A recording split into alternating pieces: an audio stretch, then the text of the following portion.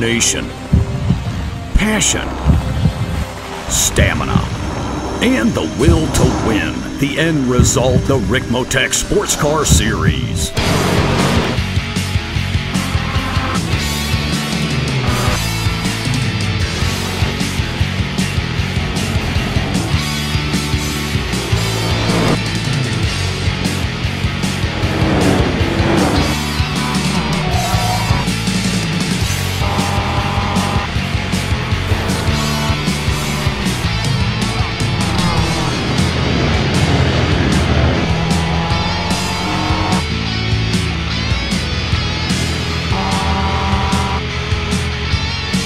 Extreme Motorsports brings you the Ricmotech Sports Car Series, brought to you by Ricmotech high-performance sim racing equipment, and in part by TD's Tree Service. Live Mondays, 8:30 p.m. Eastern.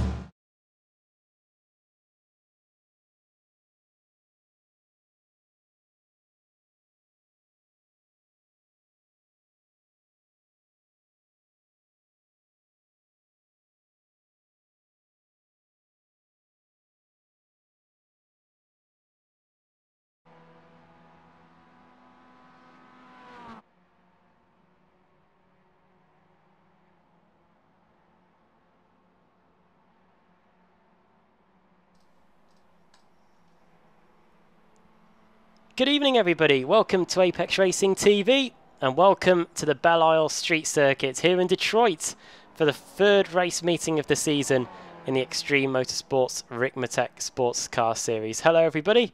I'm Adam Baff, and alongside me for the 60-minute race that we've got coming up tonight, it's Alex Simpson. Alex, welcome. It's Belle Isle, it's Detroit. It's one of the few street circuits that we have on the iRacing service, and I think we're in for a pretty action-packed evening.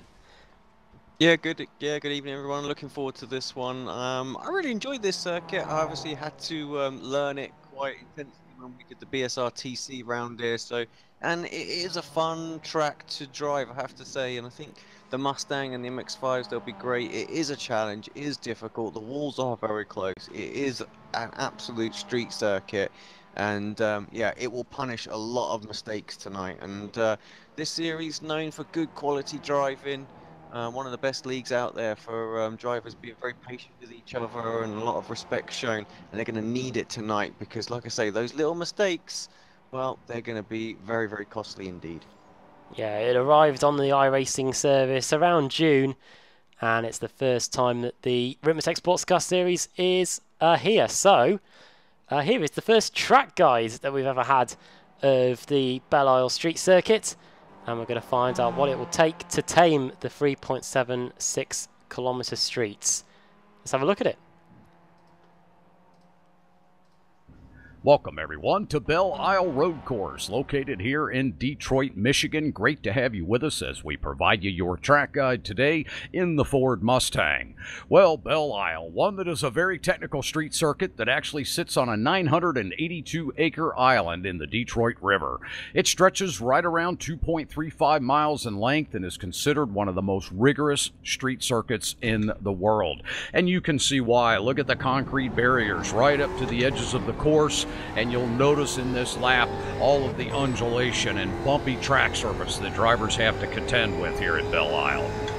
Up through the gears, approaching the start-finish line, drivers will get a wide entry into turn one. They'll want to stay right to the bottom there, coming out of one, get that wide late apex into turn two, and get that power down for that straightaway up onto Central Avenue. Very fast section of the course here, probably one of the fastest. Drivers will attempt some overtaking coming down here into three, but they better get it done before the corner. As you can see, it's a very tight entry. Up out of three, into third gear, into turn four, and this is where it gets tight, right through this section here. Wide entry into five, late apex here. Get that power down, watch the wall to the right. Then into turn six, a blind exit. Very careful coming off of there. A lot of undulation on the track surface. That rear end loves to get upset there.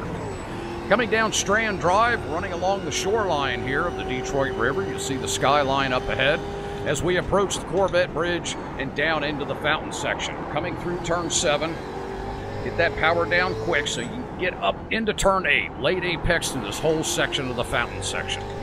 Up into third gear around turn 9, back down into second for turn 10, and then a wide late apex into turn 11. Up off that corner, very close to the wall. Approaching turn 12. Track drops just a little bit here. You got to be very careful coming off that exit around turn 13, and then you can finally really power down to get that run up into the final corner of turn 14. It's a busy track around here. Coming back to the start-finish line, there's your track guide for Belle Isle in Detroit. We do appreciate you being with us. Thank you.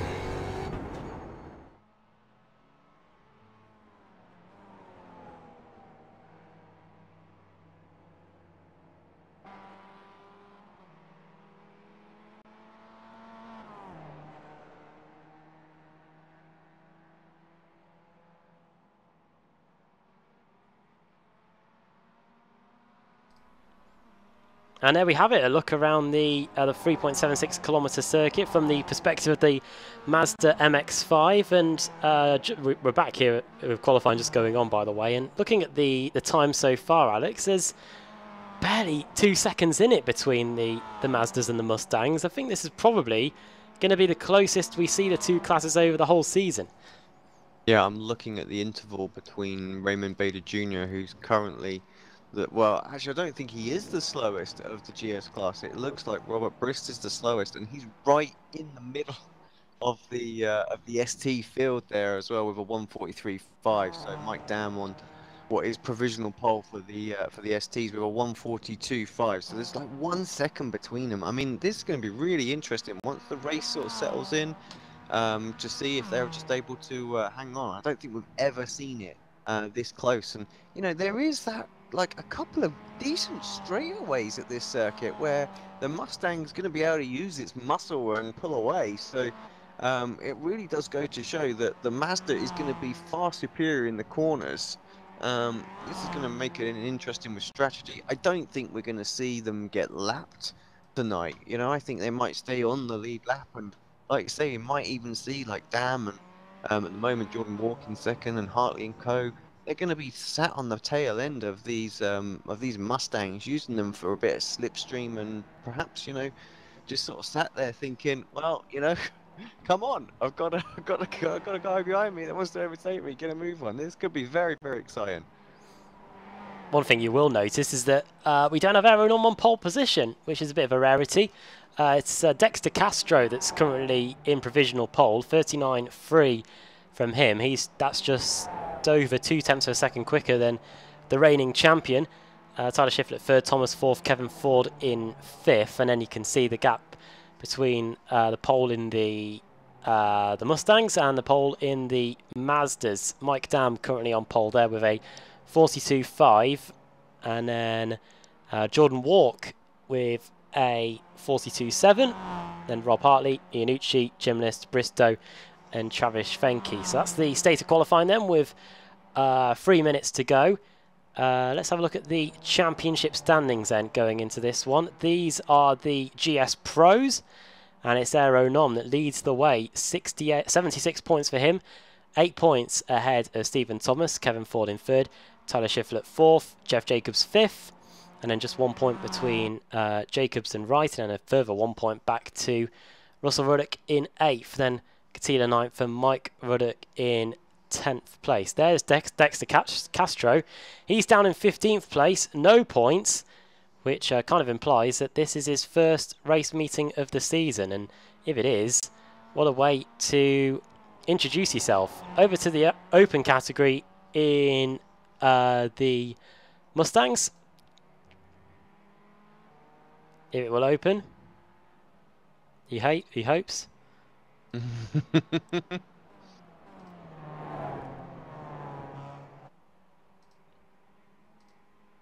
Let me just take a quick second. It's quite possible that we haven't filled in the open class results. Let me just check. I can very quickly do that. No, it's not been filled in, so we don't get that. Sorry. So that was I think what you saw there was the combined actually. So I'm guessing. yeah, that Kevin's probably filled it all in as the combined table. So I might be wrong, I'm but just I'm definitely gonna. not. Yeah, I'm definitely not seeing the open results being displayed. So Now I can't even get the now I can't even get the pro results from the Mustangs up. Yeah, don't know what happened there, but yeah, that was the state of play in the GS. The GS standings going into this race meeting. So we'll hope to get that back up again later on if we can. Just gonna try one more time. Yeah, no, I don't know what happened there, but I can quickly talk through the ST. I have got them here as well. So Mike okay. Dam is leading the way on with 73 points. 64 is Robert Hartley. Then it's John Allen, followed by Travis Finke. Jim List on 51. Very closely behind him is Eric Violet. So it's pretty close in that class as well, I have to say. So yeah, we'll keep an eye. And still early days, of course. Round number 3 of the season. We missed last week because we were away. Or not last week, but last round because we were away at the Expo. Of course, yeah, we had a fantastic time there. We've got a whole bunch of videos that are going to be released this week, so keep an eye out on the channel for those. But yeah, it's good to be back, and we had a few weeks off and enjoyed our lay-ins, haven't we? Yeah, we did. I think we can be forgiven for that. Checker flag coming out. Yeah, the last broadcast we did was near about a month ago now, with the opening race meeting of the season at Daytona. We missed the second race meeting of the season, as we said, because at this time in Germany we were loading up the van and heading back. And last week, of course, there was as well. Oh, crazy. yeah, yeah, and then last week there was a World Challenge event, which I don't think we were broadcasting. So yeah, it has been a while since the opening race meeting of the season at Daytona. Hour-and-a-half endurance race. Aero Non was a cut above the rest. That's why he's at the top of the championship after this opening race meeting. And we'll see if he can get trouble, because checker flag is now out. Nobody on the circuit.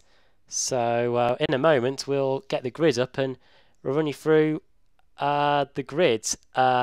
Shoes on the other foot this time, Alex. I think I'll probably be asking you what Kevin's forwarded us in terms of the strategy, unless I can mess around with the desktop. I have got it ready. You should have enough screen space, surely. I think I can fit it in somewhere on this huge 35-inch screen that we've now got to do the broadcasts with. But yeah, this is what we get provided on a weekly broadcast for the Ricmotech Sportscar Series. Kevin Ford always provides us with pretty much spot-on strategy information, so we will have a rough idea of what is going to go on during the race in terms of the strategy. But then John Allen usually goes and goes completely against it. But yeah, we'll look forward to that. And yeah, checker flag is now out in the session, and we'll have a 1-hour race with usually the pit stops happen between the 20-minute mark and in some cases, if the Mazdas are good with their fuel, the 45 to 50-minute mark. So plenty to keep an eye on during the race. And we do have the occasional safety car in the Ricmotech Sportscar Series. It's a new track for everybody. And I think we might see one tonight. I think if there's an option for us to get, it could be tonight, of course. So, yeah, I mean, just to talk a little bit about strategy while we wait for the final qualifying times to come in. Looking around lap 22, 23 for the Mustangs. So it's a pretty small window, sort of 31 to 35 minutes. So they should be okay on fuel. It shouldn't be mega tight, but it is going to be a little bit closer than normal. And then around about lap 26 for the Mazdas. So they're going to make it quite comfortably, but not as far as perhaps they usually do at sort of like the 50-minute window. They could perhaps string it out to 45 minutes. So yeah, 45 minutes. Also, we do need to make sure that if we do get a safety car at the very start of the race, that everybody crosses the line or gets past the pit lane exit before they throw it, because we had Bathurst and the Glen a few seasons ago where we suffered that, and 15 minutes to get that sorted out, wasn't it, with the way the iRacing system works. Qualifying grid is up on screen right now. So pole position, Dexter Castro there, first time we've seen him, and for 49 Motorsports with great time, 0.2 of a second clear of Aeronom. This will be an interesting little battle. Not easy to overtake here, so yeah, I think we're going to see those guys really go at it. Tyler Shiflett really close as well, and Stephen Thomas not too far behind him. Actually, identical lap time, so very impressive on the second row there. Kevin Ford followed by Clint Vigus, then it's Brandon Whitworth in 7th place, and Russell Ruddock. In 9th place, you've got Jeff Jacobs. Then in 10th, it's Michael Ruddock right behind there. And then Reed Miller in 11th, followed by Matthew Katila in 12th. In 13th place, we've got Raymond Bader Jr. and then Robert Brist. In 15th, it's Alex Coffard. And then we have the first of our ST class. So there is a little bit mixed up. Mike Dam takes the pole, followed by Jordan Walk. And then it's Robert Hartley and then Pat Iannucci. Jim List is 20th overall and 5th in class. Followed by Dan Bristow, 21st, and then 22nd is Travis Finke, Jeff Lovell, followed by Eric Violet, and then it's David Payton and Jacob Beasley. Tom Rafferty is 27th overall, and Chris Storman is 28th. A few more runners still to go. I thought there was a GS car in the middle there somewhere, but I can't see it. So Andrew Fawcett followed by Geordie Fike. Derek Holland is not showing a class, so that's something we might need to very, very quickly fix on the driver overrides. Otherwise he might not show up. We'll have to wait and see. Mike Taylor followed by Patrick Prevance, Gary Warble in 34th. And then it's John Allen way down in 35th, Ryan Walker in 36th. What a big grid we've got today. I think a few drivers looking forward to this, and so are we. Green lights are on. It's going to be Dexter Castro leading us to the green flag and runs away here at Belle Isle for round 3 of the Ricmotech Sports Car Series. Oh, where's Dexter Castro gone? That's not the start that he wanted. Maybe he'll read it, maybe he won't, I don't know, but all of a sudden, Nom's inherited the lead. Yeah, no, I thought he disappeared then for a brief moment. There they are going into turn 2. Aeronom leads then, Tyler Shiflett second. Here come the Mazdas. And, excuse the timing tower, there we go. Mike Dam gets the field underway. Then Jordan Walk in second, 2x2 through there. And then it's Rob Hartley, Pasquale Iannucci, and everybody else. Oh, they all run up very close to the wall. Don't want to do what the Mazda safety car did in the IndyCar series a few weeks ago. Oh, they have, and it's a big one. Yeah, there's just nowhere for anyone to go. Not going to be good. Everyone just bouncing back on. Actually, I'll tell you what, that could have been a lot worse. Few people out. Jeff Lovell looks like the one that suffered the most. Here is from the chopper. In fact, we can rewind that back. He was the one that arrived on it all, really. This might help. 4 wide, doesn't go into it really, and he does a good job of avoiding it all. But yeah, I tell you what, that could have been a lot worse. Some sensible driving out there really got out of it very early. But the craziest thing was I don't know what happened to Dexter Castro. He has got going again. Here he is. The car is absolutely destroyed. Very bizarre. But Jan, the pole sitter, who looked like the first person to really hold a candle to Aeronom in recent weeks, is now in a right spot of bother. I'm guessing he was going to. I guess he just sort of appeared in front of Nom, and then all of a sudden, you know, there was some sort of spin or something like that. I don't know. We just couldn't see. It's just such a shame. You know, I think we've been robbed of what could have been an absolutely fantastic race there. So yeah, gutted. Well, end of the opening lap, it's Aeronom that leads. Second is Tyler Shiflett. He's got Stephen Thomas for company. We can now get the battles up on screen. There they are. The battle for second and third, and in fact we can include a few other cars in that as well. You can see Castro in the pit stop graphic. He's made it back to the pits. As far as I'm aware, in the Ricmotech Sports Car Series there is no fast repair, so for Castro that is the end of the day for him. I was very surprised that we didn't get a safety car either for that Mazda wreck. Yeah, me too. Just having a look down to see if there is. There's a couple of admins. No, just the keying in. Maybe we've not got an actual admin tonight that's looking at it like that. Oh, no, there's some race stewards there. Yeah, so, we have Ryan Cobb in there. Yeah, so I am surprised. You're right. I would have thought maybe we would have seen one there. So, but to be fair, it did kind of sort itself out pretty quickly. So. I could understand if that happened in the Mustangs and you had a whole load of Mazdas coming towards you, then I could understand a safety car getting thrown. For now, totally understandable. You can see Clint Vigas is now under pressure from Stephen Thomas going into turn 2. There goes Thomas up the inside, and that should be second place. Good move from Thomas. Good overtaking place. That is probably the main one on this circuit. Get a good exit out of turn 2, which is tricky because I have to say the car always wants to push wide, and of course you've got the little bump on the exit of turn 2 that really, becomes very, very hairy. So, and then you can outbrake down into 3. But it is also quite easy to defend. You just stay up against the wall, and you can sort of almost force the driver out wide. So yeah. I think Tyler has been very generous, leaving enough room.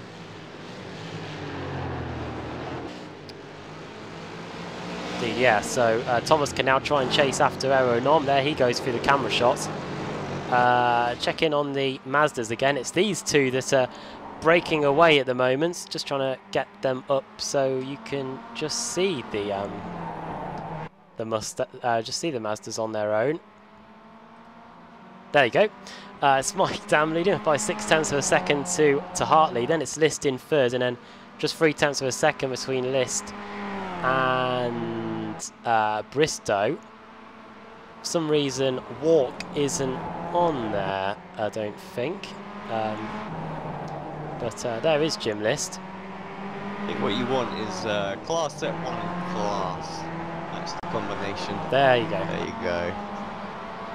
I think I might have been pressing class. That gives you all of the STs. Easy when you know how. There we go. I think we'll be looking at it like this for most of the evening, I think, just because we're on a US server, so for some reason, whenever we get you do see a few cars getting classed as out, and then they'll be thrown back in again. But here is Jim List. We're looking at him now, and let's have a look on the rear of his Mazda MX-5 then. He's currently sat in 4th place in class. You can get the hood up, there we go. Rev counter as well. Through the first corner, through the S's. Very important to get this part of the circuit right, because then you go onto this straight and you've got to avoid that wall on the exit too.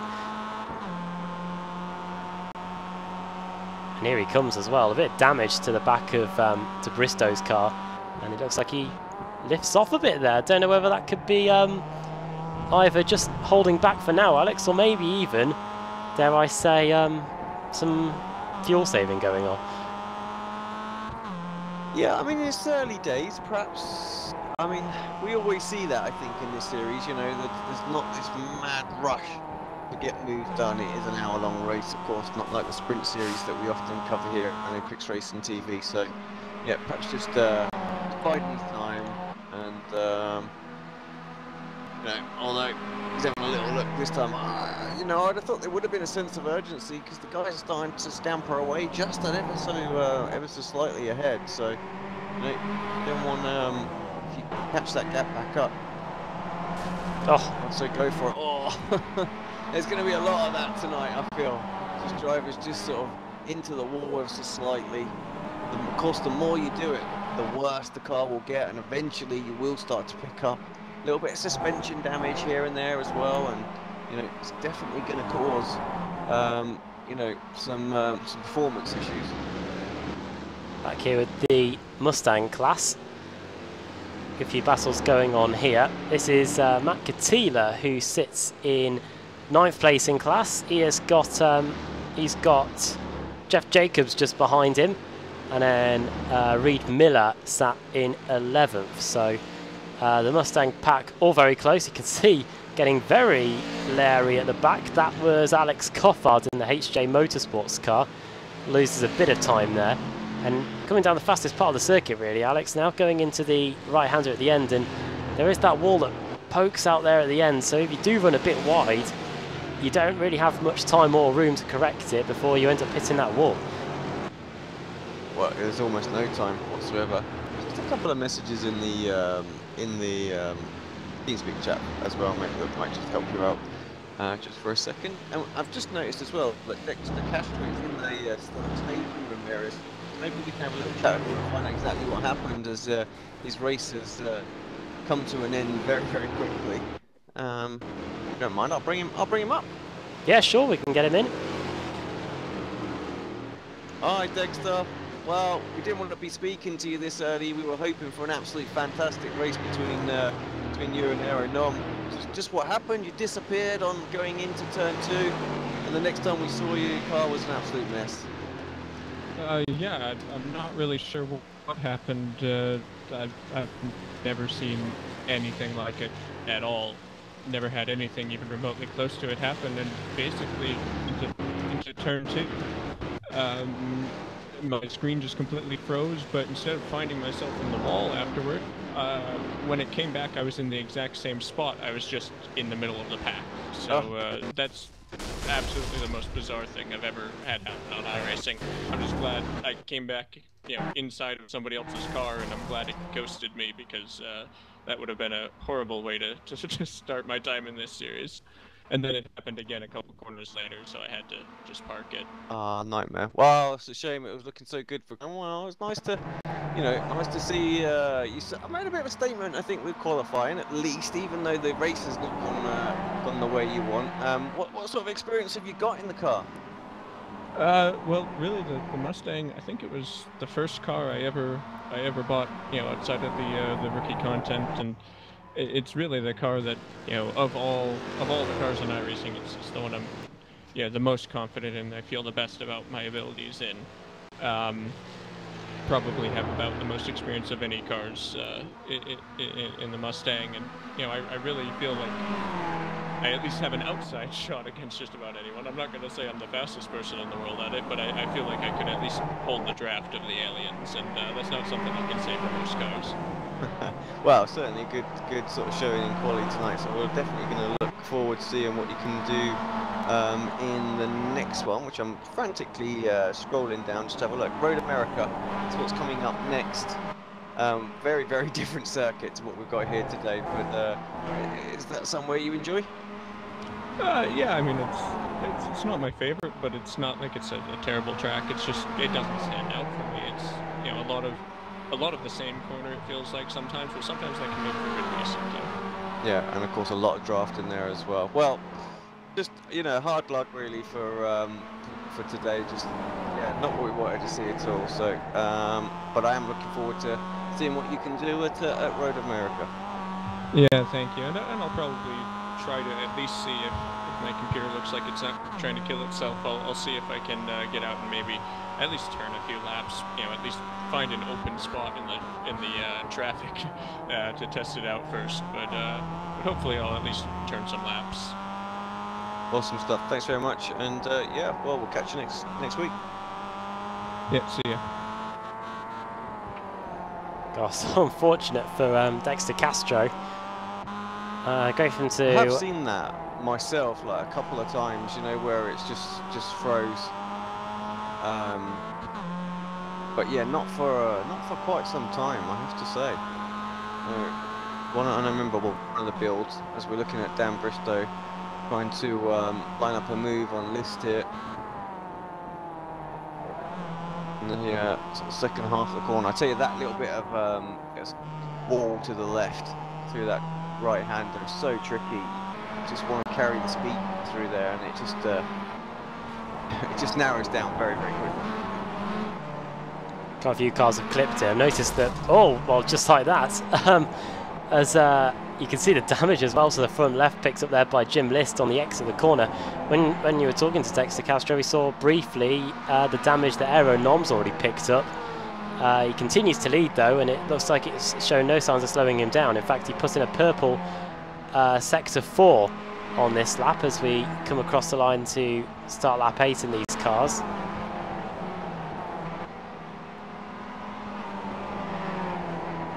And this looks like he's oof. And the Mazdas are getting very light over the top of that hill, and that could be a real trouble spot for them. Yeah, I mean, it's easy to, you know, people just underestimate this little MX-5 and think that you can just plant a shoe on it anywhere and it's just going to go, but you can actually lose the rear end on it, and so I'm not surprised it's getting light over that little crest, because it is quite severe, and the car's under massive load through there as well, because it's all sort of cambered and everything. We're you're trying desperately not to let it understeer in the wall, and actually you want to apply the gas, and you can get some snap oversteer pretty quickly as it goes light. Check it back in on the... They're in 9th place. Yeah. They had a mill up right now. You can see 3 cars out in the Mustang category. Alex Coffard, Raymond Bader Jr. and Dexter Castro all out. So we're down to 12 Mustangs here for this one. Already 15 minutes, already approaching the 15-minute mark. And Aeronom, at least for now, has a 2.7 second lead over Stephen Thomas. You can see the gap between everybody else. 3 seconds there. It's now gone up to 3.2. Then Schiffler in 3rd. 4th Vigus, 5th Whitworth, 6th Kevin Ford. Then 7th Russell Ruddock, then 8th Mike Ruddock. And then Matt Catila, Reed Miller, Jeff Jacobs and Robert Brist round out the 12 cars that we've still got running. It's funny as well, because I was looking at the lap times the last one by, and actually Thomas was 0.3 of a second quicker, so he's fast out there. But there's definitely a difference between the sectors that the drivers are quicker at as well. So you can see at the start of the lap, Nom was able to pull away, but now actually Stephen coming back at him just a little bit. So let's keep an eye on that, see how that progresses, because it might be that Stephen can reel him back in this one. I mean, you know, certainly for the battle up front, I really hope that he can. John Allen, well, that does not look a pretty car, does it? Either that or it's a roll of the dice. Not too sure. We are 15 minutes into this one, so a quarter of an hour. Window is open. Yeah, window is open. You can do it from here. Maybe trying to get some repairs or something like that while he's there, just to see. But yeah, I don't know if he was involved in that first lap crash. Either way, it's going to be pretty interesting to see how his race unfolds. After all that, he will lose a lap because of how short this lap is. Well, I say short. It's still over 100 seconds a lap, but short in terms of distance anyway.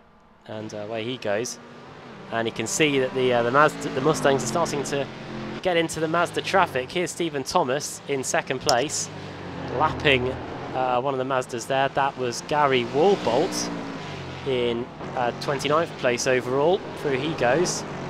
Bonnet on that as well, so yeah, or hood, depending on you know where in the world you're from.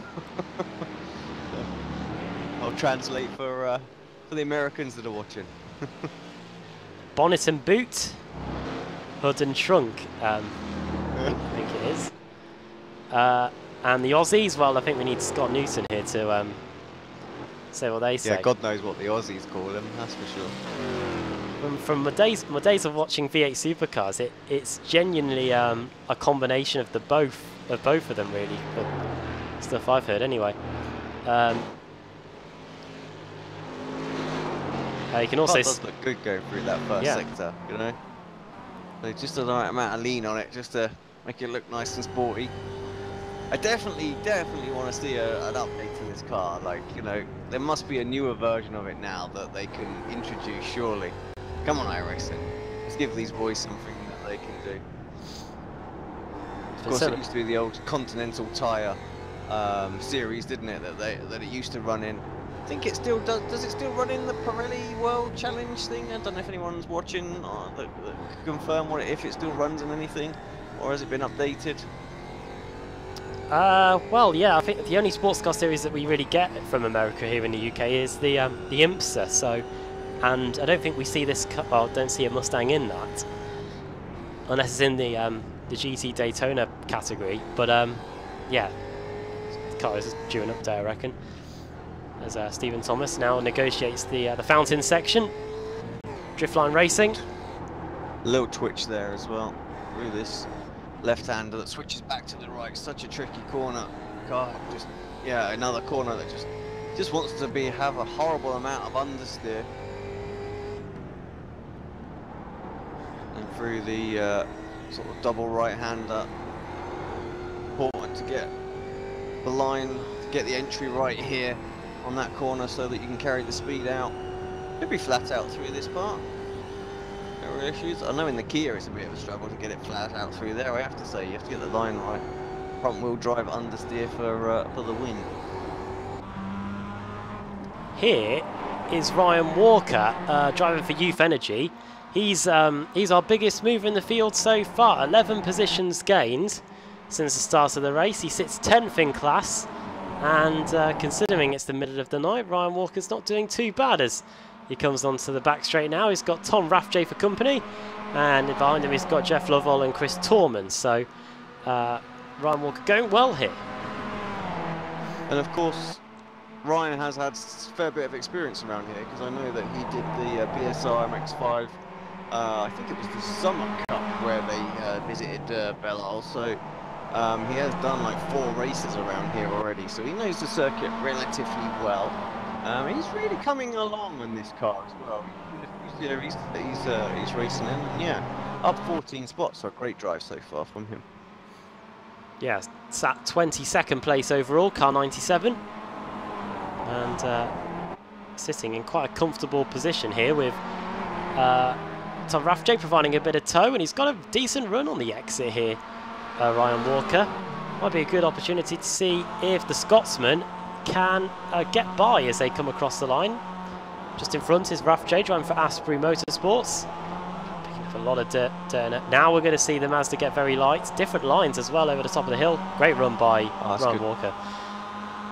It's good, but Ryan's going to have to go around the other side of the right-hander coming up, and I tell you, that isn't easy, and it is so easy for your opponent just to run you out wide. But as it is, the exit speed was good enough, cleared him before the braking zone, so absolutely, yeah, great exit out of turn 2 there. So Ryan, up another spot. What's that? 15. It's up 15 now on my screen, but showing 12 on the official standards. Yeah, God knows what my time screen's doing at the moment, but it looks like it's getting there a bit. Here's the battle for the lead. This is Mike Dam versus Rob Hartley. This crept up on us. Looks like we might have some updated paints as well now, actually. I think they might even have changed while the race was going on, but Mike Dam has now got Rob Hartley for company. Oh, and he very nearly understeers wide. Mike Dam, who's won a title in this series, but he was driving the Mustang when he did that one. Now he's trying to win it in the Mazda, and he's got one of the most experienced men in the business trying to hound him out of that lead here as they come across the line to start lap 13.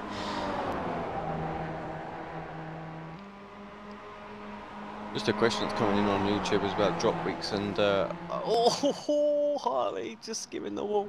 And just from the information I received from Kevin, there's 2 drop weeks again this season, so same as last. So plenty of time for well, I say plenty of time. That's 3 rounds that Dexter's effectively missed now, isn't it? So that's gonna hamper. And that's a shame. Like I say, I'm really gutted. After that quality performance, really wanted to see what he could do. But yeah, Dam holding on. Oh, a little bit of drift as he comes off the exit of sector 2. And so yeah, that right-hander leading onto this back straight, you've really got to get close to the wall. You always got to try and hit the wall to get the ideal line there. One thing I'm looking forward to as well is the damage as well, because I'm sure many of the drivers in this Mazda category would have lost that right-hand door mirror by now. The amount of times they've been clipping that outside wall on the exit of turn 2. Oh, I really can't wait for that. Actually, no, it's gonna, I think it's gonna add just so much more to it. Just see little bits just fly off. So, as long as it's like in again, it carries on, and it's all environmental, a bit like the cones. You know, you can knock someone else's. When someone hits a cone, you can knock it as well. So, bits of car fly off, and you can smash it. That'd be great. I probably won't be saying that when, like, you know, suddenly it flies and hits me, and I've got damaged, you know, damaged front bonnet or something, and I need to, or damaged front wing from it, and I need to pit or something like that. And I'll be like, argh.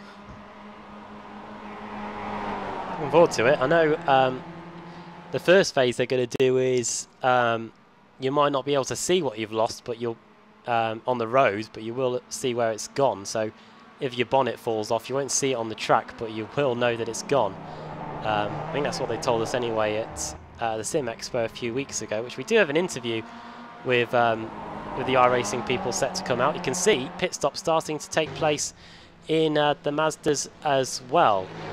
Chris Torman and Andrew Fawcett both coming into the pits now, and we'll see if John Allen can get back past them. It says actually John Allen's in the pits, if not mistaken. In fact, he's been there for a while, so required repairs. I'm here seeing the same, yeah. So that damage that he got, I think, was obviously just a bit too severe. I'm surprised how busy the pit lane is actually. There are a lot of different cars in there right now. You've got Russell Ruddock, Jeff Jacobs in there as well, and yeah, Andrew Fawcett, and Chris Thorman. So yeah, there's quite a few, and this is a lot earlier than what's been predicted. So I think they can make it from this point though. Like I say, 35 minutes is what we're looking at. But yeah, perhaps some beat up cars and you know, people wanting some fresh boots out there to try and help them get to the end of this one. Indeed, yeah. So away goes Jeff Jacobs. Only 2 Mustangs have pitted so far, Ruddock and Jacobs, so they're the first.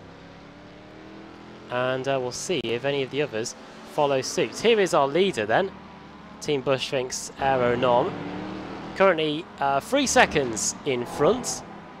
And then Tyler Schiffler further 3 behind him as well. So everything under control for the championship leader at the moment.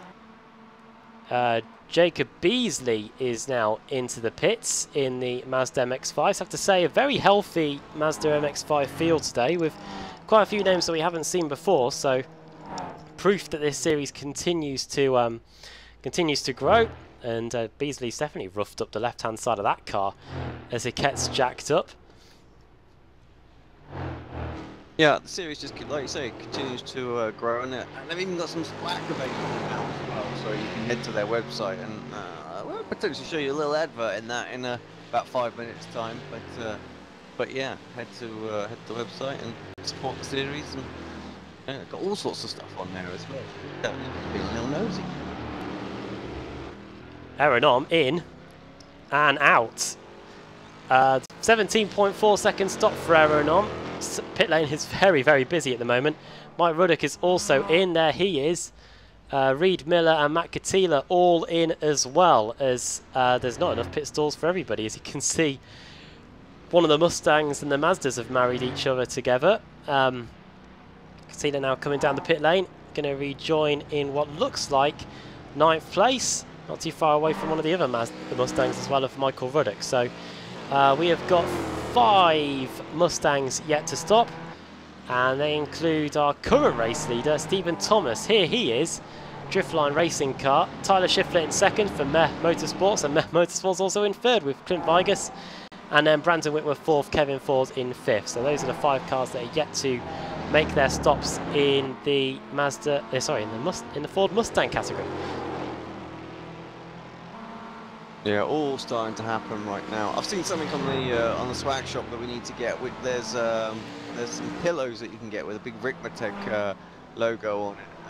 I think right now, you know, when it gets to about 2 o'clock in the morning, yeah, please send us a pillow. Who fancies donating a pillow this way? So get it in my rig at 2 o'clock in the morning. Just be resting up against my seat while commentating. Yes, please. Thank you very much.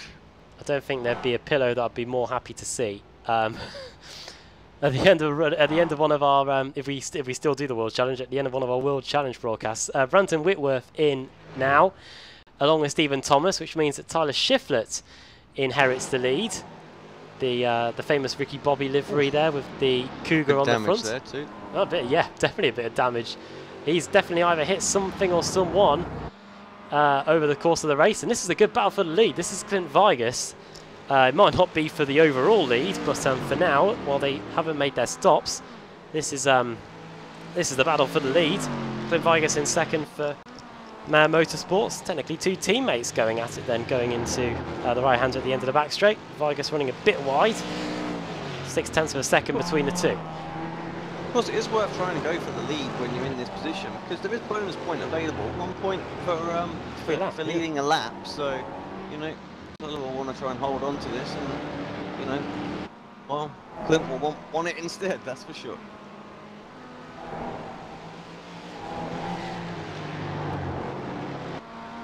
One or two corners then. We'll see if these two come into the pits to make their stop. Very sideways on the exit. Indeed, Tyler Shiflett does come in. Vigus stays out. Vigus stays out for another lap, so vast variety of different strategies unfolding here. And I wonder if this could all come to fruition later on in the race. This now means that Clint Vigus and Kevin Ford assume the top two positions. The only two Mustangs yet to stop. Kevin not too far behind as well. We haven't seen him towards the front, I have to say. Probably busy building and sorting all the league stuff out. Not quite getting in the practice that he wants. I'm used to seeing him sort of running, you know, just outside the top 5, which is probably his current net position.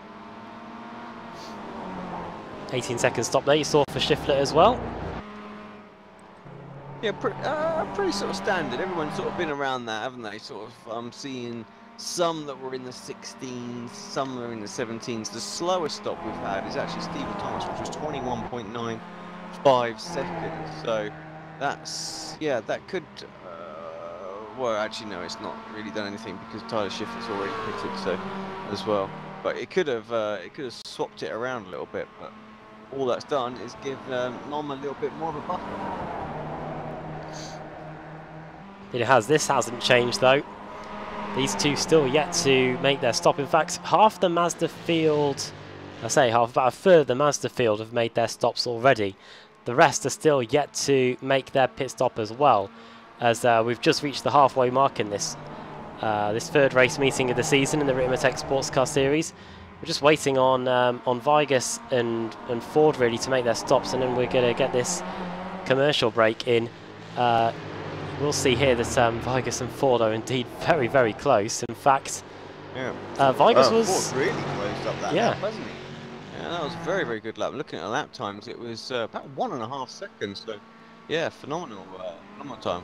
Perhaps heard what I said as well. I'll show you.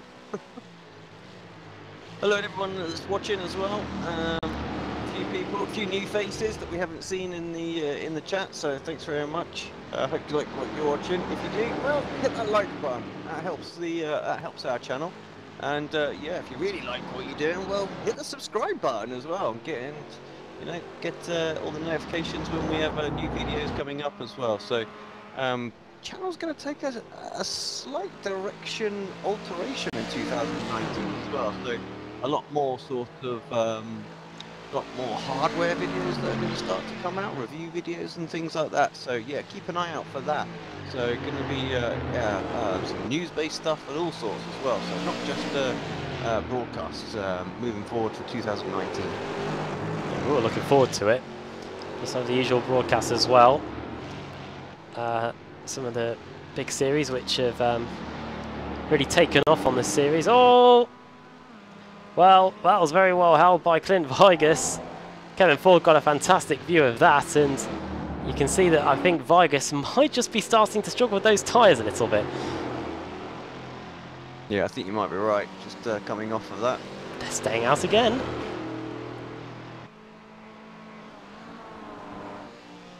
Don't know what, yeah. Timing screen is working. I know some cars keep showing us out, but they do return to their original positions eventually. I don't know what it is in terms of... I think we're having some issue with the server more than anything tonight. You know, just sort of reading wrong. So yeah, it is a bit frustrating, I have to say. So yeah, do ignore the little outs, I'm afraid. But yeah, there's tiny little server issues, and that may have been what was causing Dexter some problems. But John Allen waiting in the booth as well. So let's bring him in very, very quickly. These guys are probably going to the pits now as well, just to catch us out. But John Allen, welcome. Yeah, we don't like to see drivers in and waiting before the end of the race, but you're there. Unfortunately, Carlin's in pretty bad shape when you brought it into the pit stop. What happened out there, mate? Well, I jumped in to run with my buddies per usual tonight, but never run a single lap here. Probably ill-advised to run at all, but I started at the back, got some freebies, got excited, and then put it into the same spot in the same wall about 8 of the first 9 laps. So we decided with my wife as my crew chief that a hearty meal and maybe that would fix the ballast on the left side. So I parked it, grabbed some pasta, and now we're trying again. Well, why not? Yeah, not the easiest of tracks just to jump in and go for it, that's for sure. Yeah, that's for sure. So a bit of live in race chat then, as you are. Yeah, I've attended the IMSA race at Belle Isle for several years running. It's about a 3-hour drive from my home, so you know, watching it different than driving it. Obviously, excited to have it on the service, but hadn't been on it yet. So trying it out under a little duress, but still fun. Awesome stuff. Well, we'll leave you to it, and yeah, good luck for the remainder of the race, and have some fun out there. Thanks, guys. John Allen there. The powers of geography, I think. 3 hours in America is probably pretty close. 3 hours here in the UK, we're talking absolutely miles away. Yeah. Yeah, screw that. 3 hours. I'm not driving 3 hours to to the next 45 minutes, hour and a half. Yeah, that's about right. So I think the furthest I've drove was to Alton Park. Probably about 2 and a bit, 2.5, something like that. Even that was quite far. So, Driven from, well, I haven't, but I've been in a car journey from the Highlands in Scotland back to the West Midlands. That was a good 6 or 7 hours. That? Yeah, that's a good 6 hours, isn't it? So yeah, that's quite a long one. That's the longest I've done. I know I've built a simulator that I've literally took up to Edinburgh, which we went into a Lamborghini garage for a little while. Just as a bit of a showpiece. That was quite a drive. That was for sure. Here is finally the leaders coming in both classes. Vigus and Ford are in. So are Hartley, Dam and Schwenke. Ryan Walker also coming in as well. We could see him getting lapped by Vigus and Ford while we were talking to John Allen. There goes Ryan down the pit lane. Pulls into his box now. And here are our 2 current leaders in the Mustangs. Aeronom has just gone through back into the lead. And now all these cars will take on the necessary fuel to get to the end. Wonder if they'll have slightly shorter pit stops as well, because they're pitting with just over 20 minutes to go. So that is the whole Mustang field suited and booted for the final stages of the race. Ryan Walker just coming back out onto the circuit. Current leader in the Mazda category is Dan Bristow, with Jim List in. It's Jim List leading with Dan Bristow in second. Both cars are yet to stop, but after that it's going to be Rob Hartley, who you can see here has leapfrogged Mike Dam and has a healthy advantage, because Hartley and Dam are about 6 seconds apart now. So 15.6 second pit stop compared to the 22.38 of Mike Dam, so quite considerable difference there. I'm guessing we have a difference in tyre strategy going on out there. So Hartley either not taking tyres or just taking 2 tyres. Yeah, I'm going to try and bring it home like that, so it should be interesting. Now, of course, he ideally overshot the corner there. Yeah, so we're going to have to keep an eye on that graphic, I think, as this race goes he's back on. in. There's nothing between them. He couldn't go. Oh dear. Oh well, that's going to affect it. definitely. Well, Do you think he unticked something? Oh, and he missed his box as well. You know, when suddenly everything just goes absolutely Pete-tong. That is what's happened for Rob Hartley. Well, yeah, and that's... for you American people, that means wrong.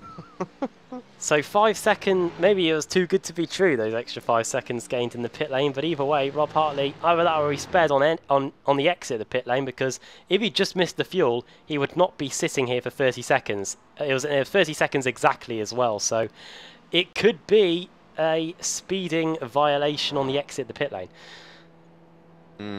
Yeah, could well be. 30-second stop and hold. Away he goes. Don't think they have pit lane speed limiters in these cars either, because... No, they don't. Yeah. I don't believe they do. And that could have been what caught him out there. Right then, we have got 20 minutes to go. The majority of the field have stopped, well at least the big hitters have anyway. So we are going to take a quick break here on Apex Racing TV. We've got a new commercial to show you as well, so hope you enjoy that. And we'll be back for the closing stages of what's proving to be a very interesting race. I don't think we have much idea of what is going to happen in the closing stages here in terms of the strategy. Pretty good race meeting so far. So we'll be back in a few moments on Apex Racing TV for the closing stages of round 3 of the Ricmotech Sports Car Series. Are you a fan of the Ricmotech Sports Car Series?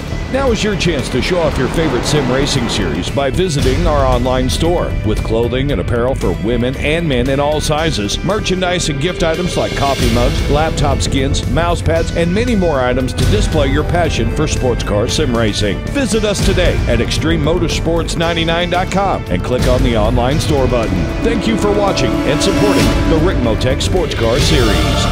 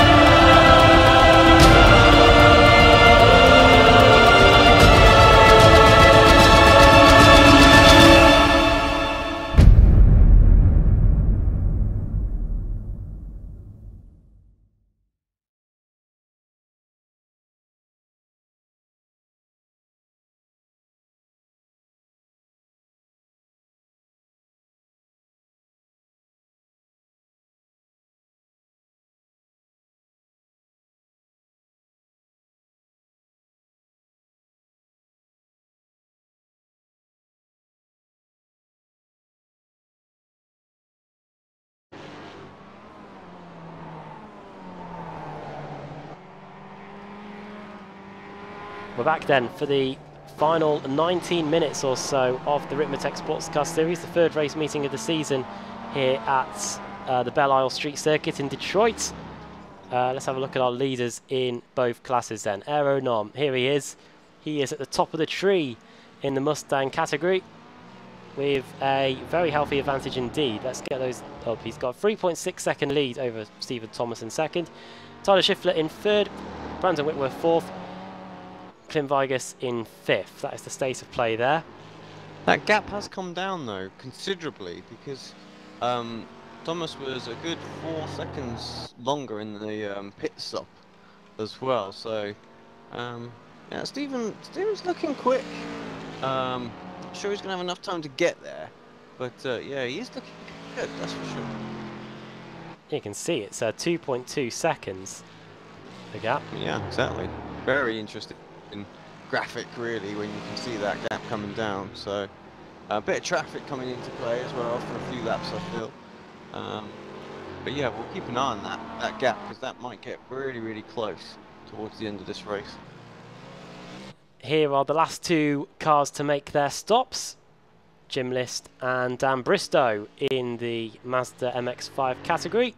They've left it as long as they could They've left it pretty much 25 laps. In fact, they haven't been lapped yet by the Ford Mustangs, which was something that we did allude to at the beginning of the evening, and it's proven true that they're not going to get laps really at all, I don't think. Away goes Bristow. It looks like he's jumped Jim List there in the pit stops, maybe a bit less fuel taken on there, and it looks like they might gain quite a bit out of staying out. The timing screen is continuing to play havoc, but from what we can see, it looks like they're going to get out in about 3rd or 4th position, and that's pretty good because they've managed to leapfrog the likes of Ryan Walker and Rob Hartley, of course, who had his issues with his stop and go, and Tom Rathje too. So it's all of a sudden gone from being very close in the Mazda MX-5s to being very strung out with 15 minutes to go or so.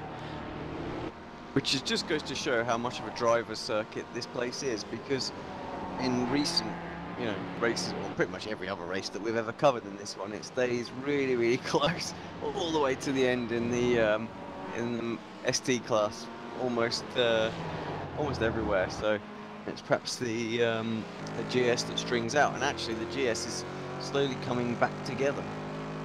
Indeed it is. Here's a free car scrap that is worth looking at. This is Brandon Whitworth versus Clint Vigus versus Kevin Ford. They're negotiating the traffic. Here comes Vigus up the inside. Oh! Well, it just about worked. Oh! No, no, it hasn't. No. There's an MX-5 there, Brandon. You couldn't turn it in. Needed to give a bit more room. And unfortunately, that poor little MX-5 got absolutely squished against the wall. But somehow, it's Brandon that come off far, far worse. There's a replay. Oh. Well, he tried to squat the bug of the MX-5, swat the bug of the MX-5, but he had a bit of a sting in the tail there. And yeah, Brandon Whitworth colliding with that MX-5. Not too sure which one it was. Wasn't Rob Hartley, I don't think. No, he was there, so not too good. And I don't know if the stewards will be looking at that at all. It looks like on both drivers they've been able to get away again, but that has now reduced that 3-car scrap down to a 2-car scrap now. Whitworth has dropped down to 6th place, and now he is he's been cut adrift from this battle pack now, which is between Clint Vigus and Kevin Ford for the best of the rest position. Just 0.4 of a second between these two, with 15 minutes still to go. Jim List is back in again. I wonder if it was actually Jim that got hit there. So that is unfortunate for Jim List. The strategy looked like it had gotten him up into the upper echelons of the top 5 in the Mazda MX-5 category, but now he's had to come back into the pits for a second time. Maybe the wheels were knocked out of kilter after he had a Mazda MX-5, a Ford Mustang, drive into it. But this is currently our closest battle on track between Clint Vigus and Kevin Ford. And last time around, Kevin Ford was a few hundredths of a second, 2 tenths quicker.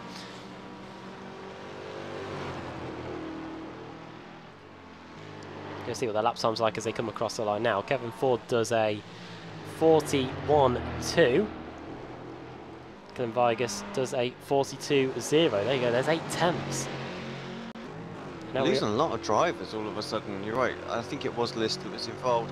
What is going on? Tom Rafferty, Andrew Fawcett, Raymond Bader, all involved in a crash within about 30 seconds of each other. Something going on out there. Well, Tom Rathje jumped to the pit, so this could explain what happened. Oh, that's happened. And that was separate. So somewhere along the line, Andrew Fawcett and Raymond Bader Jr. have had a separate incident, I think. Although that could be just again these weird server. No, definitely not server issues. Yeah, it is hard to tell what's true and what isn't at the moment, just because of what the server's telling us. Andrew Fawcett's car is absolutely destroyed. Yeah. So we've seen Tom Rathje, we've seen Andrew Fawcett. Jeff Lovell's gone off the circuit in the ASRC car. He might just be clipping the grass on the inside. I think he is this time. Oh! Yeah. Oh no, well, yeah. There was a Brown Charles the moment right there, I think. I was about to say, thank God there's a little bit of runoff area there, otherwise that was game over too. Able to carry on, fight for another day. Jeff Lovell sat in 7th place in class. Fawcett, did we see what happened to... Oh, we did see what happened to Andrew Fawcett. Yeah, we saw the Mazda was spun around in the fountain section. While that all was going on, you can see here that that Kevin Ford is now ahead of Clint Vigus. So we'll get a replay of that up for you. Here it is. It was just as we switched to the replays, and Vigus doing the defending on the inside, and then into the right-hander. It's that outside move again, Alex. It looks like it's done the job just about as we go behind the trees and under the advertising boards. This is going to be a move that goes on for quite some time, but it looks like he's got it done. And there you go, up the inside, Kevin Ford up into 4th. Yeah, good move. It's brave around the outside, but I tell you what, Kevin knows that he can do that with Clint, because there's a lot of respect for each driver has out there for one another. And try and do that move around the outside in the BSRTC, well, you get put in the wall. Well, Simple as. It's true. I think you might have been involved in something around that part of the circuit when we were racing there during the summer. I got 0 incidents in that meeting, over all 3 races. There you go. Well, that is a rarity in itself. So, of course, BSRTC, for those of you who are interested, it's the final week of the regular season this week. So, who's going to be getting into the showdown? That's going to be the important thing. As David Payton gets past Chris Torman, up to 9th place in class. Torman down to 10th. And BSRTC will be on a week off next week as the points are reset for the showdown, and then we go at it for 6 weeks to, in fact, it might be 5 weeks actually to determine. Yeah, it is indeed one less this time. Yeah. 5 weeks to determine the champion. Could be Alex Simpson. Who knows? Then we definitely have. Then we definitely do have royalty in the commentary box for that one. There you go. Just jinxed it, but. Well, I have to say, I think winning the BSRTC is going to be harder than what was the Pro Series really in the end. So that was almost gifted. Wow. There you go. Don't want to take away any of the other drivers that were in that series, but yeah, obviously when Sebastian and Frederick missed a couple of races, made all the difference. Right. Sorry, it wasn't Sebastian. It was Josh and Fred that missed a couple of races and opened that championship up to me. But yeah, everybody else. Apologies. There you go. I think they're probably all asleep. I think.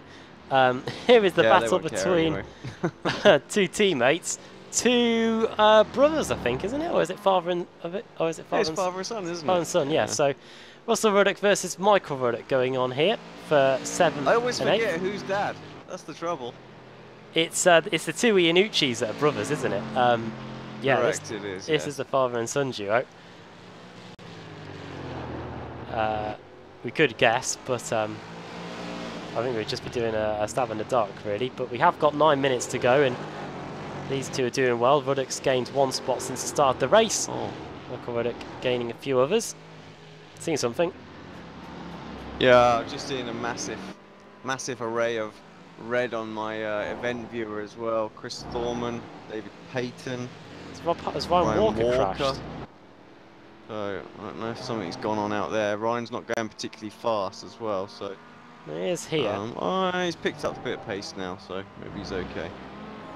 So could have had a little something, but. Yeah, he's still going out there, so... Andrew Fawcett did jump back to the pits, so... This might be... Oh dear, something's going on. Yeah, that was after what we saw earlier, wasn't it? So I think perhaps we just need to lower the crash threshold around here, because it's so, so tricky. John Allen is back in the pits. I think he might just be in with a shout at going back out again with 8 minutes to go. He has got a Mustang for company there, Mustang number 44. That's Reed Miller, who's been in the pits for quite some time. There's a good battle starting to form up as well. Yep, this one right here, Travis Finke and Bristow. Yeah, this is over the second spot in the Mazda MX-5 category. With just 7 minutes to go. And you can see they're coming up to lap quite a few cars as well in the Class 2. Travis Fenke, 10 positions gained during the race. It says 5 on there. It means he's overtaken five Mazdas along the way. But in terms of overall, he has gained 10 places. Eric Correct, Bristow's gained. That was what 8 was as well. throwing me out of whack earlier on, wasn't Yeah. it? It's that's class gain positions rather than net gain positions on circuit. Yeah. Yeah, it just dawned on me there as well. It seemed a lot obvious there than it did when we were looking at Ryan Walker earlier. It's late. That's the excuse that we need to put out there. I say. Numbers. That's all it is. 7 minutes to go. Not too much in the way of laps left either. Did mention it earlier that the Ricmotech Sports Car Series in next week will be heading to Road America, Elkhart Lake. Completely different circuits. However, the walls are just as close. Oh, they are. I tell you, there's a couple of places that you know you can ricochet off of straight into the sort of traffic, especially like through the kink. That's always a tricky one, especially if you're battling through there. As Travis having to defend the inside line here. Got a bit of traffic that they're gonna have to deal with, and all of a sudden, Bristow's sort of boxed in, can't go anywhere. Yeah, right. I remember in a, I think it was an IMSA series race, Road America. I think it was this year. There was a mother of all incidents there. Dust got kicked up from the car spinning, and one of the cars behind went head on into them. It was quite a big one, but here's about for second place. Jacob Beasley's just come back into the pits to top up a little bit as both Mazdas there go past one of the Mustangs that was going pretty slowly there. 5 minutes to go, and you can see that the Yuasa livery car there of Bristow in the D2D Motorsports silver car is starting to really apply the pressure on the Asbury Motorsports cars. We go through the first corner. Has Kevin Ford just moved up into third? Tyler Chevrolet's crashed. Ford, yeah, has moved up. Or is he I think it's an overtake. on fuel? I think it's an overtake. Or is that who was in the pits? He was just very, very slow, Alex, because look, Tyler Chevrolet's always... Oh, no. Oh. Yep. The car wasn't looking that pretty anyway, was it? Before that one, but yeah, looking considerably worse for wear now. Going straight through. Is it pointing in a straight line? That is the question. We'll find out now as he comes out through the right-hander. It's not too bad. That looks pretty straight. Got away with that one. Might have just hit it square on, which may have helped as we cut back to live. It was a bit of a meh crash, wasn't it, really? Very good. Well, it does mean that Kevin Ford is now up into the podium positions, which he's going to be very happy with, I think. I think, especially after I, was like, wow, he obviously hasn't been practicing down and outside the top 5. What's he playing at? So yeah, up onto the podium. Great drive for Kev.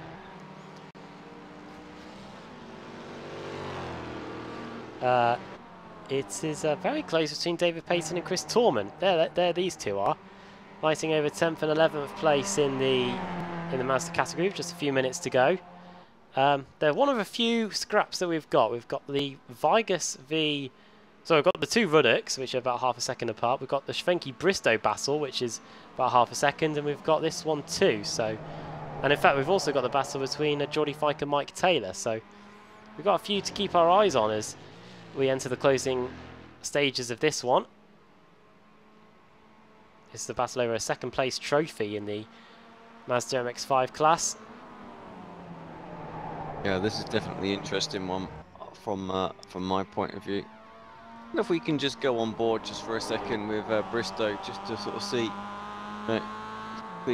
what we can see when we're tucked right up behind visibility is not that great. It is So from the nose. Yeah, I have to say, you know, we've probably got slightly better vision with some of these cameras than what the drivers will have. But yeah, good run. Stuck out the slipstream. Ah, Travis is going to defend the inside. That's a very wide line, and that's not going to work. Oh! I could tell that was going to be super close. I thought he was just going to plough straight. Oh well, he did that wall. I think that battle for second place is done. Wait until we get out of this corner. Let's see what that steering's saying. We've got the helmet cam. That's tracking to the right, I think, a little bit. Yeah, just a little bit. Yeah. This is exactly what the drivers see, give or take a few bits of field of view changes. Yeah. Yeah, there's yeah, perhaps you can just pop the roll bar on just so we can just see. I would if. Or is it not coming up?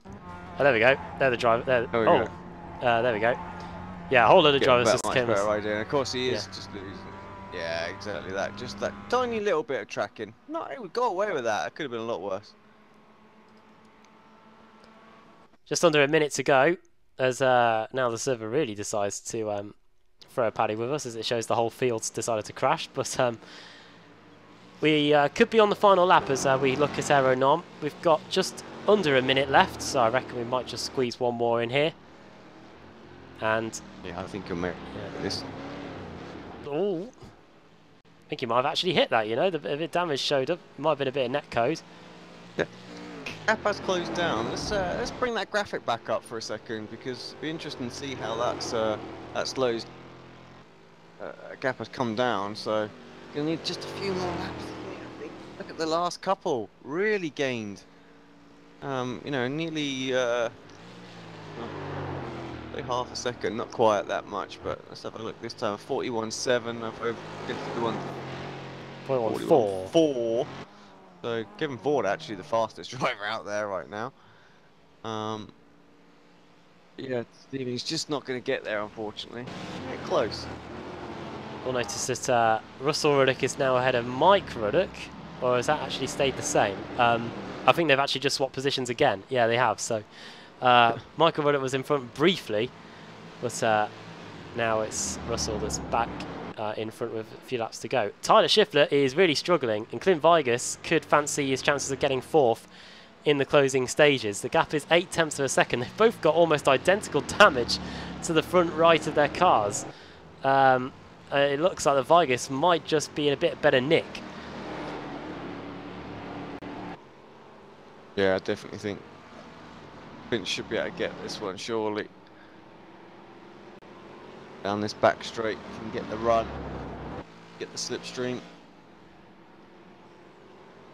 Well, the race is up as far as the time goes. Where is Nom? Because he can't be very far from the end now. No, he's just going to negotiate these final two corners. There is Stephen Thomas. He's got the gap down to 1.8 seconds, so he's in he's in the same shot, which is far closer than what many drivers have managed to get to in the past. He could have been troubled by Dexter Castro, but we'll never know. Through the final corner, Aero Nom makes it 2-2 and wins, 2 out of 3, and wins the third race meeting of the season in the Ricmotech Sports Car Series here at Belle Isle in Detroit. Second for Stephen Thomas. Third is going to be Kevin Ford. But what about fourth? It's going to be very close, and maybe one extra lap, and Clint Vigus may have stood a chance. In fact, he might get him on a drag to the line, maybe. No. Tyler Schiffler will come across the line and take fourth of a very battered and bruised Ford Mustang. Clint Vigus, fifth. Oh, all the two Ruddocks hit the wall. Where's Mike Dam? I think he might be coming up to the line, if not just going through, and he has. Yeah. Mike Dam wins the Mazda category. Travis Fenke, there he goes, second. Dan Bristow third in the end, so Bristow wasn't able to get that move done. Fourth place. Damage put pay to that, didn't it? Yeah, it did that late on. Someone's blown something. You're not able to sort of produce the same race performance as he did in quali.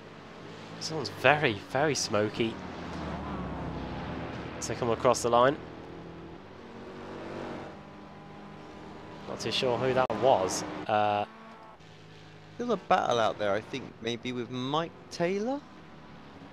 Just crossed the line, I think. And, Half a second, George yeah. Yeah, they've gone across the line as well, so... Yeah. Just trying to work out who we're waiting for, actually. I think it's Jim List, yeah. Last car to finish. The war's a little bit today. Definitely seeing high attrition. Yeah, a lot higher than what we normally do in this series. In fact, the race is actually finished now, so somebody that we were looking out for has crossed the line. Might have been Raymond Bader, actually. There he is. Coming across the line in 14th place in the Mustangs. That's 34th place overall. In fact, we can actually go back to overall. There you go. There's a number. And that is it from the race. A pretty intriguing one as well. In terms of the strategy, one thing that was definitely not in doubt was that Aero Nom had it all under control at the front for the most part. So the gap was 1.8 seconds in the end. Yeah, good race. I enjoyed that with everything that was going on. And he's out of fuel as well. Yeah, congrats to that man. Well, actually, while he's trundling back to the pit lane, still running out of fuel, hoping someone is going to give him a push, we'll bring him into the booth. Aaron, congratulations, mate! Another victory. Got pushed to the wire at the end there. Yeah, I think I had not so good tires at the end. I took only two tires, so maybe that was the problem. But I had one mistake. I hit the wall a little bit, and after the pit stop, I didn't find second gear, so I lost 2 seconds there. And just sort of tell us about the car track combo. Any tricky areas on this circuit apart from where all the walls are, of course? Was it fun to drive out there? Not really. The walls, yeah, but it's so bad understeer, so that was the really difficult one. Well, another victory. It looked like Dexter might have had something for you today. Unfortunately, his PC decided he wasn't going to be able to play ball. But yeah, should be interesting for Road America. Yeah, let's see. We never know what will happen. I maybe would have changed the tactic today if Dexter was still up front. But in the end, yeah. Well, congratulations. Who makes it happen for you, mate? Like always. Sadly, Sam isn't here, but Sam is helping me as my teammate and the league sponsors and you guys in the broadcast. Well, thanks very much, mate. Enjoy your enjoy your evening. Go get some sleep, as it's well and truly morning. It's 5 AM. I will watch the NFL now. You're crazier than we are. Thanks, mate. Our race winner there, Aaron Nom. And we have actually got quite a few drivers waiting to talk to us here. We've got our Mazda winner now joining us in the commentary box, Mike Dam. Hey guys, how's it going? It's going very, very good. Probably the same with you as well. You did have a good battle with Rob Hartley, but it looked like after the first round of pit stops, he was 5 seconds. He had a stop that was 5 seconds quicker, but then he had to come back into the pit lane for what we think was a speeding violation. So it meant that you were pretty much in the clear for the rest of the race. Yeah, that was a good battle with Rob. Kept me on my toes. Yeah, I don't know what happened, whether he short fueled or just had a speeding penalty, but that's unfortunate. It was going to be a good battle. This track is it's not easy to drive, so it's surprising it kind of went as well as it did. I was expecting a lot, maybe a caution or two or something, but yeah, we made it through. I think Alex had his money on a caution as well. It looked very, very tough on the exit of the first chicane, the right and the left. The Mazda was getting pretty light over the top of the hill. Yeah, right at that crest there. Yeah, coming out of that corner. Well, we were talking about Elkhart Lake, Road America next week. The walls are still pretty close around there, especially in the second sector when you go through the kink and towards Canada Corner. Yep. Yeah, that's a great track. I think we all can agree that that's an awesome track for racing. This track maybe not so much. It's a little more of a survival of the fittest. But yeah, next week should be a pretty awesome battle between the Mazdas and Mustangs alike. Great. Well, before we let you go, do you want to send a quick shout out to anybody? Yeah, just all the guys who participate and are good sports. Thank the admins for putting this on, Kevin and Jeff, and our sponsor, of course, Frank Rigo at Ricmotech. And I want to thank you guys for broadcasting for us. No worries, and yeah, well done on the win, and hopefully we'll be talking to you again next week at Road America. Yeah, we'll see. Hopefully it's more exciting. Cheers. Thanks, Thank Mike. you. Mike, damn there. Alex, so you've got our runner-up in the Mustang class, Stephen Thomas.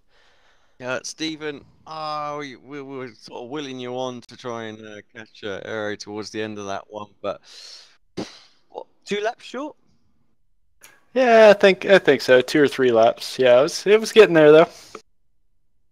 So obviously went for the slightly different strategy where you took tires. And I definitely think that was the quicker one in the end, because there was about a 3 or 4 second gap when you came into the pits. So yeah, marginal, but it looked like you had a little bit of fun out there. You had some overtakes that you needed to do, and you did some good moves earlier on. And I think that was past Tyler. And yeah, from then, you just sort of went about your business, just trying to slowly eke that gap down. Yeah, I was just trying to manage the beginning of the race, and I think it went pretty well. I was able to make some key passes, and then trying to make the hard charge there at the end. It was, Aero's strategy worked out pretty good. I didn't know how traffic was going to play out, and I was more concerned about keeping it out of the wall, so I decided to opt for tires, and it worked out. It worked out for me. I was happy with where it came in. What's this circuit like to drive? I mean, did you find you could get into a rhythm here? Did you feel comfortable when you were in that sort of position, or was it like were you constantly just worried and just giving that a little bit of margin just to make sure you're not in the wall? Yeah, it definitely takes a lot more attention and effort. It doesn't really give you an opportunity to let up or breathe for a second. But it was a blast. I mean, it was a fantastic track. So yeah, trying to keep it out of the wall was definitely difficult, but you could get in a pretty good rhythm, and this track really punishes you for mistakes even when you don't get in the wall. So I think that aspect of it is pretty interesting.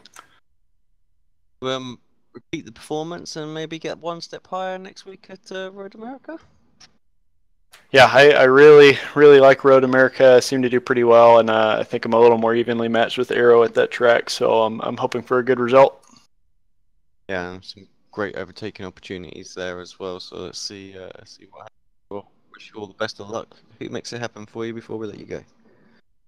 Yeah, just appreciate Frank Rico at Ricmotech for helping put this thing on, and TD at TD's Tree Service. We can't do it without those guys, and appreciate Kevin and Jeff, our admins, putting everything together every week. They do a fantastic job, and of course you guys for doing such a great job week in and week out with your broadcast. I really appreciate you guys. Thank you very much, and yeah, always good to get that kind of feedback. We'll wish you a good night, and we'll catch you next week. Yep, have a good night, guys. Thank you very much. And Travis is muted, but we'll try and bring him in. We'll see if he unmutes himself, and then we can have a quick chat. So Travis, second place in the Mazdas today. Tell us about your race from your perspective. Yeah, it's a pretty hard place for sure. So I had a great start, and qualifying is one of those things where I think I qualified scared. You just didn't want to hit a wall, and just wanted to get a lap in, and then had a great start, and I think I pulled up to maybe 4th, and knew I could sit there and hang if I if I could keep there. And I got on the throttle a little too early coming onto that backstretch and got sideways and gave up like 5 positions, and then just had a great battle with Daniel and Jim, and decided to pit ahead of them so I could run some clean laps, and that worked because I jumped them both in the pits, and then Daniel made the late push on me, and I was just trying to hold on, and I was a little close on fuel, so I was trying to lift and coast and do a few corners, but overall just a great race. I mean, it's very tough around here, and you got to be really careful a lot of places, especially the tires wear. Yeah, towards the end of the race, you and Dan were pretty close. It was a mistake from him in the end that gave you a bit of breathing space. Yeah, exactly. So I gave him the outside, thinking that I've never raced here, so it was one of those things. What's better? And I gave him the outside, and then when he went and he was out there, I'm like, well, maybe that wasn't the smart thing because now he's got the inside for the other two. But it worked out. He just got a little too deep and just clipped that wall a little bit. So. What was it like racing today without having to worry about the Mustangs having to lap you at all? Yeah, I knew before the race that it was going to be pretty close. I think our laps were, they were like 35.7 or something, and we were 35. So it looked like they might not get us. And I saw, the first two coming up on us, and I thought, okay, I'll pit early if they get to us. And they never made it. They pitted, maybe 2 laps before they were getting close enough anyway, and they made that pit stop, and we didn't have to worry about it then. And then it was, okay, do I have the right number of laps now after they pit? So made sure I ran another couple laps after they did that to make sure my fuel number was right, and then made the pit stop. Great. Well, before we let you go, do you want to send a quick shout out to anybody? Yeah, I just need to shout out to my AMS team, and also Ricmotech for running this great series, and with Extreme, it's a great place, and a lot of great drivers out here now, and it's a great race with everyone nice and clean tonight. Great. Well, well done on the 2nd place, and yeah, hopefully we'll be speaking to you again next week at Road America. Yeah, me too. Thanks a lot, guys. Travis Schwenke there. And we didn't actually run you through the finishing order, just remembered. So before we go off air, we will run you through that. Hopefully everybody's in there. I don't know if I need to go in and retrieve the results first. Yep. Alex will do, so I'll quickly do that. But it's driver race results, isn't it? And then retrieve positions. Press OK. Bit of on-the-job training. Race results. Or refresher. Ditch the interview graphic as well. There we go. So then, finishing order. Aeronom wins 1.8 seconds ahead of Stephen Thomas in the end. 3rd place for Kevin Ford, then Tyler Schiffler. Clint Vigas finishing in 5th. Then it's Russell Ruddock, Brandon Whitworth finishing ahead of Michael Ruddock in the end. So don't know what happened there towards the end. Maybe Russell got past Brandon. I think that's what happened because, of course, Brandon Whitworth had that damage after the contact with the Mazda. Then Matt Katila in 9th and Jeff Jacobs in 10th. Mike Dam wins the MX5 class with Travis Schwenke in 2nd. Dan Bristow 3rd, Jordan Walk 4th. Ryan Walker finishing in 5th. And Rob Hartley, who had to make that 2nd visit to the pits, which proved oh so crucial. Jeff Lovell, Jacob Beasley in 8th. 9th for Derek Holland and 10th for Dave Payton. 11th for Chris Torman, 12th Geordie Fike. 13th for Mike Taylor. And then the cars that had issues during the race, Robert Brist's Mustang there in 24th place overall. Jim List and Eric Violet having issues. Reed, Miller, Andrew Fawcett all having crashes. And then a majority of these cars had issues very early on indeed. John Allen, we spoke to him. Patrick Prevenus, Dexter Castro literally was gone within the space of a corner. Gary Waldbolt, then Raymond Bader Jr., Alex Coffard, and then the 3 cars that were out on the spot after, in fact, I think it was just one that was out in that first corner melee. It was Pasquale Iannucci, and then I think Ryan Coventry's nice were our race officials today.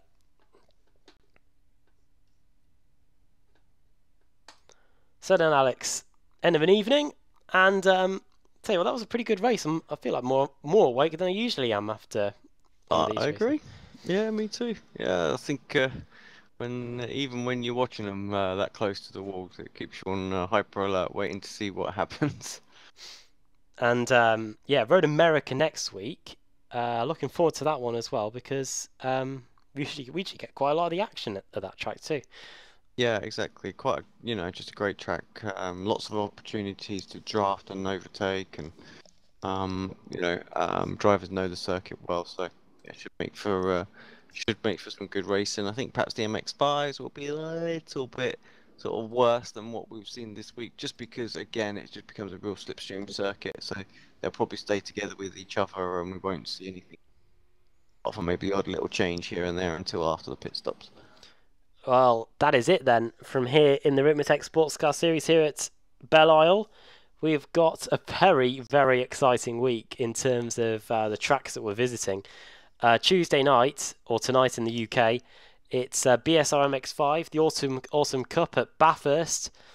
Tomorrow, on Wednesday, that makes sense, the iRacing Le Mans Series heads to the Daytona Road Course.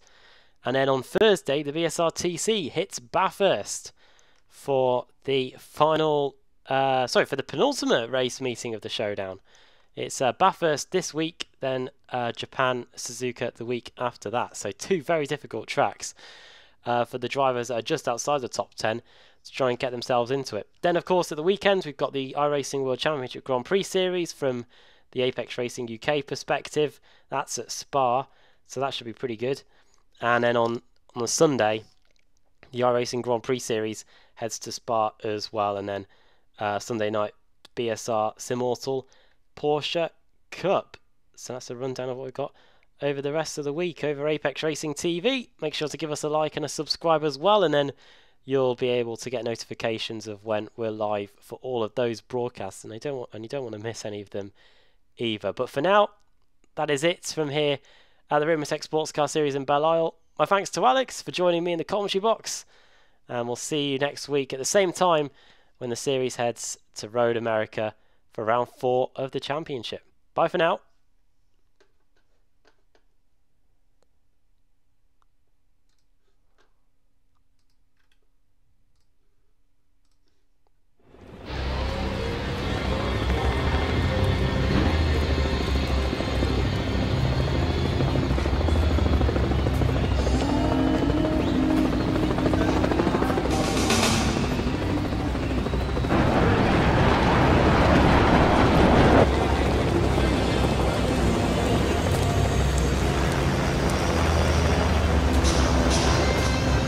Focus, determination, passion, stamina, and the will to win. The end result, the Ricmotech Sports Car Series.